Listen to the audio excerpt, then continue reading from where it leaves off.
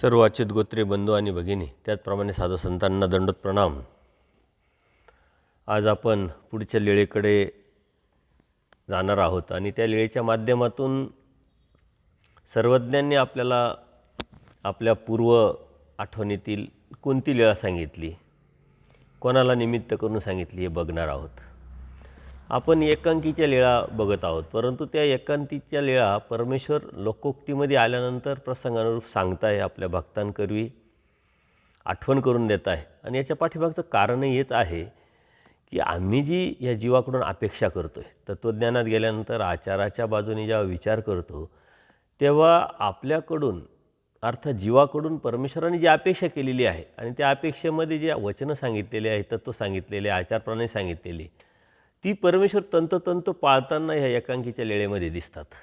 कारण आटन विजन करणारा जीव असेल, भक्त असेल, तो कसा राहतो, कसा राहायला पाहिजे, कशा पद्धतीनं वागला पाहिजे, कशा पद्धतीनं तो समाजामध्ये फिरला पाहिजे, असे तत्त्वज्ञानाच्या अनुषंगाने देवाने भरपूर सूत्र आपल्याला सांगितलेले आहे आचाराचे. तर ते यात आपल्याला दिसतात, समजतात. ती विरक्ती, वैराग्यता, परमेश्वराची प्रवृत्ती, या साऱ्या गोष्टी परमेश्वराला काय दाखवायची गरज आहे, काय सांगायची गरज आहे की मी असं राहिलो, मला पाणी पिण्याची इच्छा नव्हती, मी असं राहिलो. तर याचं कारण असं की ह्या जीवाकडून, ज्याला मुक्तीची चाड आहे, त्याच्याकडून मी अशी अपेक्षा करतो आहे. आणि म्हणून मी जर नुसतंच सांगितलं असतं तर जीव विषय व्यवस्था करू जाणे, जीवाने विषय व्यवस्था केली असती की अरे हे शक्यच नाही, हे होऊ शकत नाही. परंतु परमेश्वर जरी असले तर परमेश्वराने देह धर्म, जीवधर्म स्वीकारलेले आहे आणि त्यामुळं अगदी जीवासारखेच होऊन परमेश्वर आल्यामुळं जीवासारखाच आचार करून दाखवत आहे आणि ह्या जीवाकडून तीच अपेक्षा करत आहे. आणि म्हणून ह्या लीळेतून आपल्याला काय घ्यायचं हे आपण जर समजलो तर नक्कीच आपल्याला त्याचा फायदा होईल. काल आपण बघितलं की परमेश्वर भक्तास भेट देतात माधव भटामध्ये, माधव भक्ताला प्रेमदान देतात आणि त्यांचं देहावसन कसं होतं. आता पुढे परमेश्वर ओरंगल शहरात मल्लाच्या पूजेचा स्वीकार करतात की सर्वज्ञ ओरंगल शहरात गेले होते आणि त्या शहरामध्ये जात असताना श्रीमंत पैलवान शंभनाथाची भक्ती करत होता. आता कोणत्या तरी देवतेची भक्ती करणारे हे लोक काहीतरी दृष्टपर अपेक्षेने भक्ती करतात आणि देव एकांकी आहे. भिक्षेला जात असतानाच त्याचा सर्व जथ्था तो पालखीमध्ये बसलेला आहे, मागे लोक आहे, पुढं लोक आहे, असे जात असताना देव तिकडून भिक्षा मागून येत आहे आणि अचानक ते जे नोकर लोक असतात त्यांना त्याच्यातलं काही माहीत नसतं. तो चाकरी करणारा असतो, तो नोकर असतो, त्याच्यामुळे त्यांनी देवाला थोडंसं बाजूला सारलेलं आहे आणि त्या गोष्टीमुळं देवाच्या हातातलं जी भिक्षा आहे ते थोडंसं खाली पडलं आणि देव खाली बसून ते व्यस्त आहे. ते त्या मल्लांनी बघितल्यानंतर तो पालखी उभी करतो, त्या नोकराला ओरडतो, स्वतः उतरतो आणि मग देवाला सांगतो की असू द्या, तुम्ही आमच्याबरोबर चला. तो विनंती करतो, परंतु देवाने त्याच्याकडे बघितलं पण नाही आणि स्वतः मग तो सुद्धा ते एक एक कण वेचून देवाच्या श्री करपात्रामध्ये ते ठेवतात. नंतर देवाला ते विनंती करतात की तुम्ही आमच्या घरी चालावं. देवसुद्धा ती विनंती स्वीकारतात. मग घरी गेल्यानंतर देवाचे मर्दाना मादणे होते आणि मर्दाना मादणे देणारे कोणी नोकर असेल ते स्वतः समोर येतात. तर तो मल्ल सांगतो का अरे तुम्ही नाही करणार, मी स्वतः करणार. आणि स्वतः ते सेवा करतात. सेवा केल्यानंतर उपहार होतो, जेवणं वगैरे होतात, आराम होतो आणि मग देवाला ते सांगतात महाराज आपण या शहरात जितक्या दिवस आहे तितकं माझ्याकडंच मुक्काम करावा, माझ्याकडंच राहावं. आणि देवानीसुद्धा ती विनंती स्वीकारलेली आहे. बरेच दिवस गेल्यानंतर त्या माणसाला, त्या व्यक्तीला मात्र मुलगा नव्हता, तो मल्लाला मुलगा नव्हता आणि मुलगा नसल्यामुळे त्याच्या मनात सहजच येतं त्यांनी बरेच देवधार्मिकता केलेली असेल, अनेक साधू संतांना पूजा केली असेल, परंतु त्याला ते काही उपयोग झालेला नाही आहे. त्याच्या मनात येतं की जर यदा कदाचित ह्या स्वामींच्या कृपाप्रसादाने जर मला मुलगा झालाच तर मी 5,000चा त्यांना त्याची श्रद्धा 5,000चा जो संकल्प त्यांनी केला की पुत्रलाभ जर झाला तर महापुरुषाला 5,000ची पूजा करीन म्हटले. 5,000ची पूजा, आता त्यावेळची 5,000 म्हणले आत्ताची काही कोटी होऊ शकतात. तो तेवढा श्रीमंत असेल, अपेक्षा होती, दृष्टपर भक्ती होती आणि मुलाच्या अपेक्षेने त्यांनी मनातलाच एक संकल्प केला होता आणि नंतर तसं झालं. त्याची जी पत्नी आहे गरोदर झाल्यानंतर त्याची आणि त्याच्या पत्नीचा विश्वास पण वाढला, श्रद्धा वाढली आणि श्रद्धा वाढल्यानंतर त्याची पत्नी जोपर्यंत देव यायचे नाही फिरून तोपर्यंत जेवण पण करत नसायचे. आणि देवसुद्धा तिची काळजी घ्यायला लागली का ती जेवत नाही म्हणून देवसुद्धा लवकर यायचे विहारणावरून आणि मगच ते जेवण करायचे. पुत्र व्हायच्या अगोदरच मग देवाची प्रवृत्ती झाली का आपण इथून निघावं आणि निघाल्यानंतर ते विनंती करतात की मुलगा होईपर्यंत राहू, विनंती करतात ते दोघंही आणि मग देवसुद्धा विनंतीचा मान देऊन विनंती स्वीकार करून ते थांबतात. मग मुलगा होतो. मुलगा झाल्यानंतर अति आनंद झाल्यानंतर देव म्हणतात आता मुलगा झाला, आता आम्ही निघतो. तर परत तो विनंती करतो की नाही त्याचं बारसं होऊ द्या. बारसं झालं, देव निघतात. तो पुन्हा विनंती करतो की जेव्हा तो खायला लागेल, तो बी एक कार्यक्रम असतो काहीतरी उष्टावणचा, ते जर खायला लागेल तोपर्यंत थांबा, तुमच्या श्रीकारानेच तुमच्या हातानेच त्याला खाऊ घाला आणि मग तुम्ही जावा. तोपर्यंत मग ते देवाला थांबवतात आणि देव पण त्यांच्या विनंतीला मान देऊन थांबतात. नंतर ते झाल्यानंतर मग तो त्या 5,000चं पैसे न देता तो जोगवटा करतो. मग देवाला त्यांनी आंघोळ घातली, मर्दाना मादने दिले, पूजा अर्चा केली, 5,000चा जोगवटा तयार केला आणि मग देवाला विनंती करतात की आपण आता जिकडं जायचं असेल तुम्ही जाऊ शकता, जोपर्यंत राहायचं तुम्ही राहू शकता. पण देवाची प्रवृत्ती नव्हती आणि देव तिथून मग निघतात. आता ही जी लीळा आहे ही देव औसाला सांगत आहे, कारण एकदा अशाच औसा बसलेल्या होत्या आणि तिने कमरेला जोगवटा घालून बसलेल्या होत्या. देव म्हणतात आमच्याकडे सुद्धा 5,000चा असा जोगवटा होता. म्हणजे त्यांना आठवण आली आणि औसाला अप्रत्यक्षरित्या ते सांगायचं आहे की तुम्हाला या जोगवटे घालून देव मिळवता येणार नाही, त्याचा त्याग करावा लागेल, तो कोणाला तरी द्यावा लागेल. प्राप्त विषयाचा त्याग केल्याशिवाय परमेश्वर प्राप्त होत नसतो. आणि मग देव त्यांना म्हणतात की आमच्याजवळसुद्धा असा जोगवटा होता, परंतु तो काही साधासुद्धा नव्हता म्हणे, 5,000चा जोगवटा होता म्हटले. आता ती 5,000च्या रत्नांची जोगवटा केलेला म्हटल्यानंतर तिला आश्चर्य वाटतं. म्हणे अरे बापरे, तुमच्याकडं असा एवढा मोठा जोगवटा होता 5,000चा म्हटले. तिला आश्चर्य वाटलं, त्या जोगवट्याचं काय केलं म्हणे, मग कुठं आता तर काही दिसत नाही. म्हणे आम्ही एका ब्राह्मणाला देऊन टाकला. औसाला वाटतं तुम्ही एवढा मोठा महागडा जोगवटा तो ब्राह्मणाला कसं काय दिला म्हटले. आणि मग देव तिला सांगतात की जर तुम्ही असते तर आम्ही तुम्हाला दिला असता म्हटले. ते जोगवटा ठेवून काय करायचं, घेऊन काय करायचं, मला माझ्याजवळ असून त्याचा उपयोग काय म्हटले. कारण औसा ह्या वेदवंत होत्या, त्यांना काही बोध नव्हता. परमेश्वर ऐश्वर्याचा मालक आहे, अनंत ब्रह्मांडांचा नायक आहे, त्याला असे जोगवटेन पैसेन याच्यामुळं काही थोडी आकर्षित होणारे देव. आणि अशा अनेक लीळा आलेल्या आहे. तर ह्या ज्या गोष्टी आहे, ह्या ज्या लीळा आहे, ह्या परमेश्वर काहीतरी प्रसंगानुरूप सांगत असतात. तसं औसाला प्रसंगानुरूप सांगितलं आणि तुझ्याजवळ जे आहे त्याचा तू त्याग कर, ते सोड, तेव्हा तुला मी मिळेल. परंतु औसाला त्यातलं मर्म समजणं, जरी औसांना समजलं म्हणून त्यांनी देवाजवळ राहिले, परंतु आपल्यालाही समजणं महत्त्वाचं आहे की काय आपण ठेवावं, काय सांभाळावं आणि काय सोडावं. हे जोपर्यंत आपल्याला कळत नाही तोपर्यंत आपल्याला बी धार्मिकता आपण का करतो आहे, कशासाठी करतो आहे आणि आपल्याला काय मिळणार आहे हे समजणार नाही. परमेश्वर ह्या एकांकीच्या लीळा सांगण्याच्या माध्यमातून काहीतरी आपल्याला मेसेज देतात. कारण परमेश्वराचं उठणं, बसणं, बोलणं, जिथंही जाणं ते काही अहेतुक असू शकत नाही. म्हणजे कोणत्या तरी हेतूनीच त्या जीवाची योग्यता वाढावी, त्याचा फायदा व्हावा, त्याला ज्ञान आणि प्रेमाला देता यावं, ह्याच उद्देशाने असतं. आणि म्हणून परमेश्वर हे आपल्याला लीळा सांगताय. पुढं जाऊन देवानी विवाहाचा सुद्धा स्वीकार केलेला आहे. कारण देवाची प्रवृत्ती असते त्या जीवाची काहीतरी कणव असते. ही विषय प्रेमाची जी व्यक्ती आहे त्यांच्याबरोबर देवाला अशा लीळा कराव्या लागतात. आणि विषयप्रेम सर्वात उच्च आणि सर्वात दुर्मिळ, ते कोणाला होऊ शकत नाही. सर्वज्ञ एका गावाला असे झाडाखाली बसलेले होते आणि तेव्हा काही घोडे विकणारे लोक घोडे विकण्यासाठी बाजारात जात होते आणि अचानक त्यांनी देवाकडे बघितल्यानंतर त्यांच्या असं लक्षात आलं की देव हे काहीतरी राजपुत्र असावेत कोणीतरी.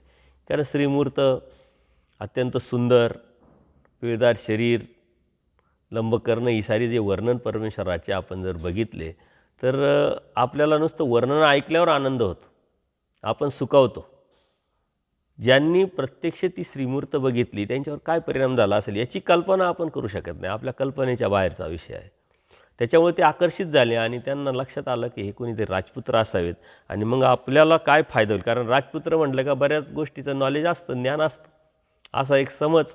आणि त्याच्यामुळं मग त्यांना विचारलं की आम्ही असे घोड्याचे व्यापारी आहोत, तर चांगला घोडा कोणता, कसा घोडा, घोड्याचे कशा जाती असतात हे आम्हाला सांगावं. आणि मग देवानी त्यांना कोणत्या जातीच्या घोडे असतात, कशा पद्धतीनं असतात आणि कोणता योग्य घोडा असतो. एखाद्या घोड्याला जर आपण गर्दीमध्ये उभं राहताना एखाद्याने जर गर्दीतून त्या घोड्याला दगड मारला, त्यांनी पाहिलेला नाही आहे, परंतु बरोबर त्या मारणाऱ्याकडं तो रोषबुद्धीनं पाहिल, समजायचा तो घोडा अत्यंत हुशार, चप्पळ आणि चाणाक्ष आहे आणि ती योग्य जात आहे, तो चांगला घोडा आहे. असं सांगितल्यानंतर, त्या माहिती सांगितल्यानंतर ते आपोआपच आकर्षित झाले आणि मग देवाला विनंती करतात का तुम्ही आमच्याबरोबर चला.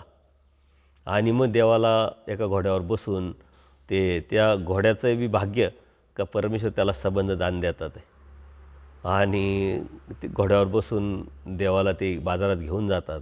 आता बाजारात ते घोडे विकायला बसल्यानंतर घेणारे येतात आणि देणारे हे, तर देव त्यांचा सौदा करायचे आणि त्या घेणाऱ्याला हा घोडा कसा चांगला आहे, याची जात कोणती आहे, याचा तुला कसा फायदा होईल, यांनी जर सांगितलेलं असेल तर 15,000ला, तर ते त्याला 10,000ला विकायचे. तरी याला वाटायचं की मला फायदा झाला आणि घेणाऱ्याला असं वाटायचं का मला फायदा झाला. म्हणजे देणाऱ्याला फायदा वाटायचा आणि घेणाऱ्याला फायदा वाटायचा. अशा पद्धतीनं त्यांनी या व्यापारामध्ये भाग घेतला. आणि परमेश्वर या चरित्रामध्ये आपण आता बघणार आहोत की परमेश्वर सर्वज्ञ श्रीचक्र प्रभू परमेश्वर कसे, याचे पानोपानी आपल्याला अनंत प्रमाणं भेटतात. परमेश्वर म्हणजे सर्व उच्च स्थान, ज्यांच्याकडं त्यांच्या नजरेत काहीच नाही आहे असं नाही, यांच्या ज्ञानात काहीच नाही असं नाही आहे, म्हणून प्रत्येक गोष्टीचं त्यांना ज्ञान आहे. जिथं जातील तिथं ते ज्ञान त्या लीळेच्या माध्यमातून देतात आणि आपल्याला समजतं.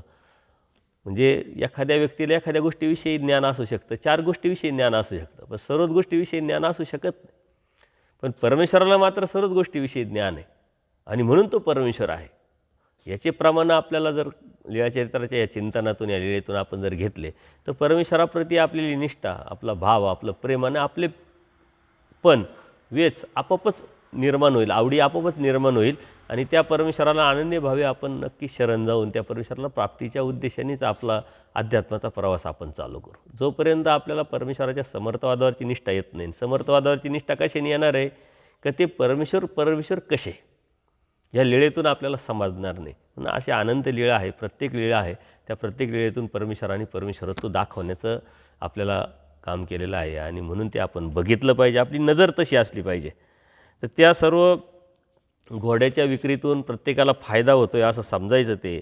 आणि मग ते पुढं असा व्यापार चालू असताना एक अचानक मोठा व्यापारी येतो आणि त्यांची नजर परमेश्वरावरती पडते. आता परमेश्वरावरती पडल्यानंतर ती श्रीमूर्त, सुंदर अशी मूर्त बघितल्यानंतर त्यांच्या लक्षात येतं की हे कोणीतरी राजकुमार असावेत, हे काही साधेसुधे कोणी नाही आहे. आणि मग आपोआपच आपल्या वडिलांना आपल्या मुलीविषयी काळजी असल्यामुळं ते विचार करतात की आपल्या मुलीला असा उपवर जर भेटला तर खूपच चांगलं होईल, कारण माझी मुलगी आता लग्नाची आलेली आहे, तिला मी वर शोधतो आहे, परंतु मनासारखा वर भेटत नाही आणि यांच्यासारखं दुसरं कोणी असूच शकत नाही.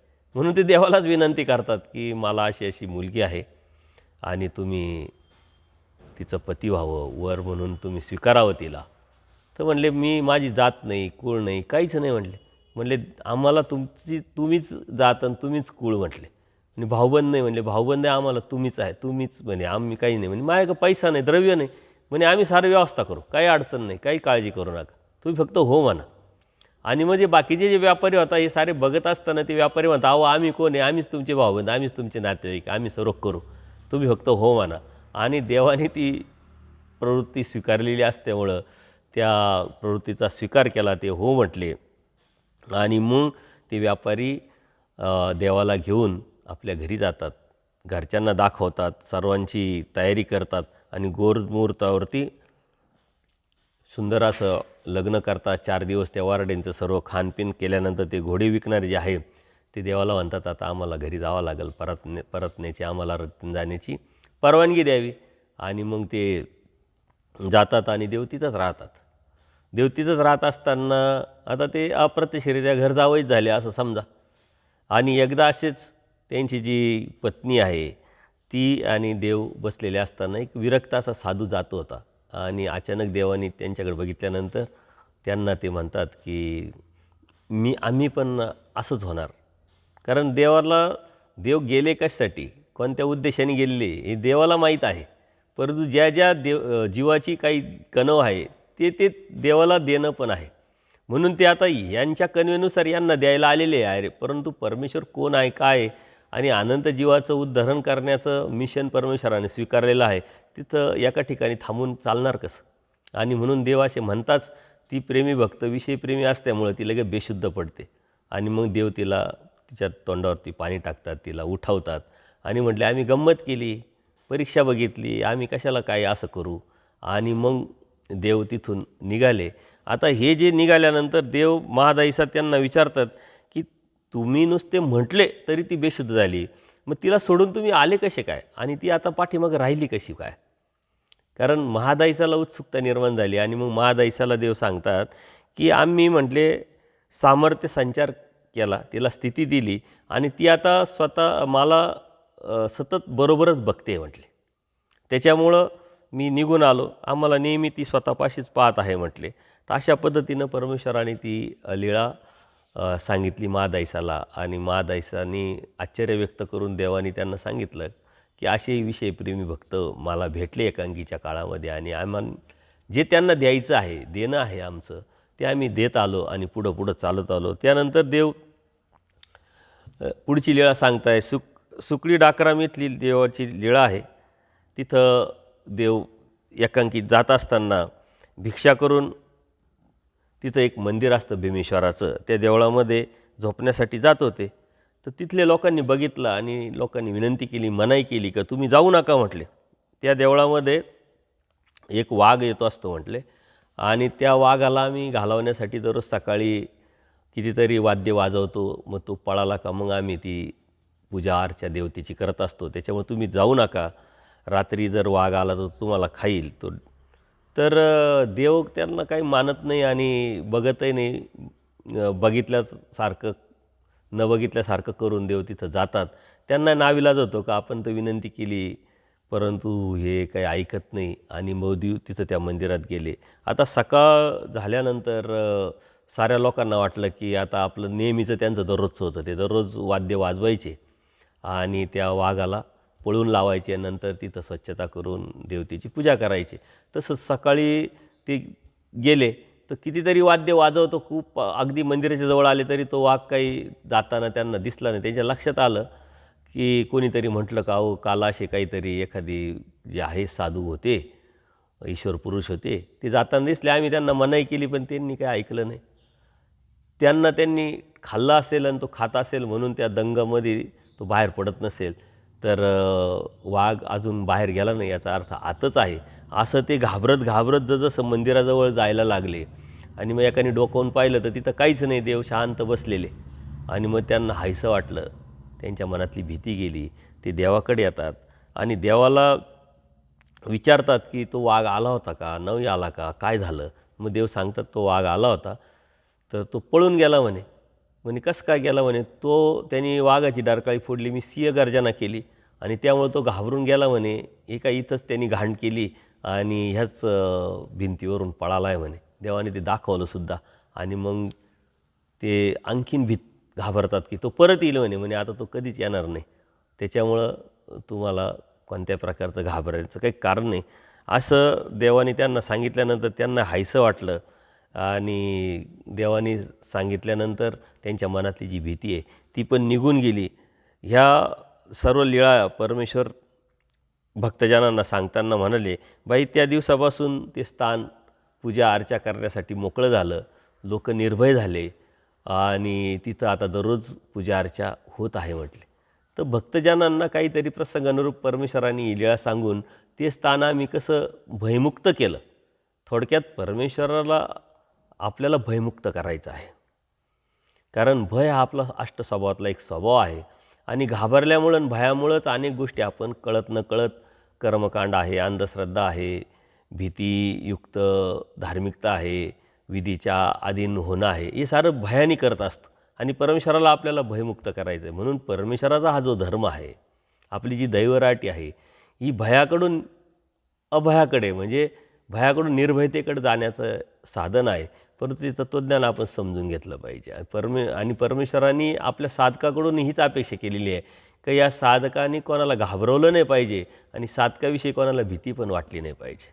परंतु जर तसं कोणी करत असेल तर ते साधकच नाही परमेश्वराचे. म्हणून परमेश्वराने या लीळा करण्याचा उद्देश काय आहे की आपल्याला परमेश्वराला निर्भय करायचं आहे आणि त्या निर्भयतेतूनच आपल्याला आपली धार्मिकता सांभाळायची आहे. परंतु धार्मिकतेतून निर्भयता निर्माण कशी होणार? ती ज्ञानाशिवाय होऊ शकत नाही. ज्ञान झालं की आपोआपच आपल्याला आपल्या मनातला जो अंधार आहे, आपल्या मनात जी भीती आहे, गैरसमज आहे, ते आपोआपच दूर होणार आहे आणि निर्भय झालो त्याच वेळेस आपण खऱ्या अर्थाने परमेश्वराचे भक्त झालो. भयाने जर धार्मिकता करत असेल किंवा भयाने कोणती गोष्ट करत असेल तर त्यातून काहीच आउटपुट किंवा काहीच उपयोग होणार नाही. म्हणून आपण निर्भय होऊन परमेश्वराची भक्ती जर आपल्याला करायची असेल तर ज्ञानाशिवाय पर्याय नाही. म्हणून ज्ञान मोचक परमेश्वराने सांगितलं आणि ते ज्ञान समजून घेऊनच आपण पुढं गेलो पाहिजे. अन्यथा परमेश्वराची जी भक्ती आहे ती आपल्याला करता येणार नाही. आपण शक्यतो ह्या परमेश्वराबरोबर आपला जो जीवन प्रवास आहे याच्यामध्ये 2 किंवा 3च लीळा बघतो आहे. याचं कारण की आपल्याला त्याचं चिंतन करता आलं पाहिजे. त्याच्यातून जो मेसेज परमेश्वराने दिलेला तो आपल्या जीवनामध्ये उतरवता आला पाहिजे आणि हळूहळू हा प्रवास आपला परमेश्वराबरोबर जाऊन परमेश्वराचं आपण व्हायचं आहे आणि त्या परमेश्वराव्यतिरिक्त आपल्या मनात, आपल्या विचारात, आपल्या बुद्धीत, आपल्या श्वासात कोणतीही गोष्ट येऊ नये ह्या अनुषंगाने आपण परमेश्वराच्या सन्निधानात आहोत आणि त्या सन्निधानात राहून परमेश्वराबरोबर आपण प्रवास करतो आहे अशी भावना आपली शुद्ध विचारधारा आपली निर्माण होण्यासाठी खूप जास्त लीळेचं चिंतन न करता त्या लीळेंबरोबर आपण राहतो आहे, प्रवास करतो आहे. त्या मल्लाबरोबर आपण गेलो, त्या मल्लाने केलेली विनंती, त्या मल्लाला परमेश्वराने दिलेलं जे पुत्रदान, त्यानंतर परमेश्वराने स्वीकारलेलं विवाह, त्या विषयप्रेमी जीवाला परमेश्वराने जे मिळवलेलं होतं पूर्वकर्मात, देवाने स्वतःहून तिला ते विषयप्रेम दिलं.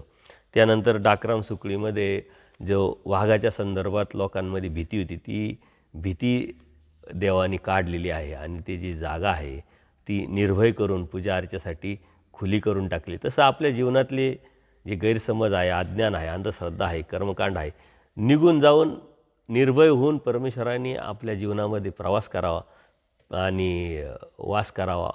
याच्यासाठी आपण परमेश्वराबरोबर असणं गरजेचं आहे. परमेश्वराबरोबर असणं म्हणजे सन्निधानात असणं, सन्निधान असणं म्हणजे आज्ञा प्रतिपालन करणं. प्रत्यक्ष परमेश्वराच्या आपल्या राहण्याचा योग आपल्याला भविष्यात येईल 100%, कारण परमेश्वराने तो शब्द दिलेला आहे आपल्याला.